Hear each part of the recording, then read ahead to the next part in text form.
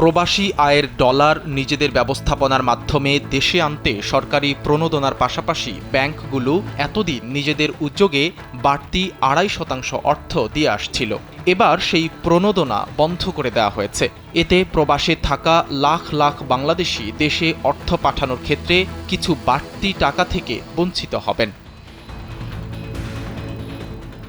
জানা যায়, ডলারের দাম নির্ধারণে নতুন পদ্ধতি চালু হওয়ায় নিজেদের দেয়া প্রণোদনা বন্ধ করে দিয়েছে ব্যাংকগুলো।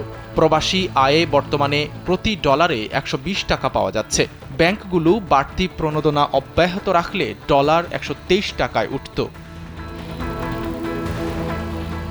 এবার ব্যাংকও আপনার হাতের মুঠোয়। Balance transfer, mobile recharge, bill pay থেকে শুরু করে যা চান সব হবে এক মুহূর্তে।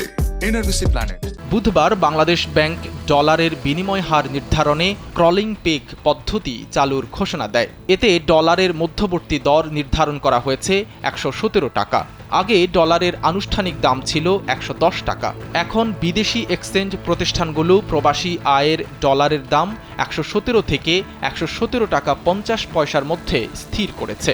এর সঙ্গে সরকারের ২.৫%-এর পাশাপাশি ব্যাংকের সমপরিমাণ প্রণোদনা যুক্ত করলে ডলারের দাম হতো ১২৩ টাকা।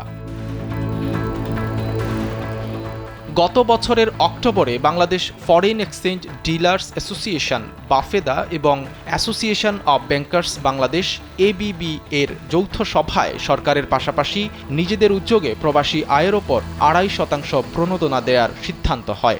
এরপর থেকে সরকারি খাতের পাশাপাশি বেসরকারি খাতের কিছু ব্যাংক বাড়তি প্রণোদনা দেয়া শুরু করে। তবে তাতেও প্রবাসী আয়ে খুব বেশি উন্নতি হয়নি।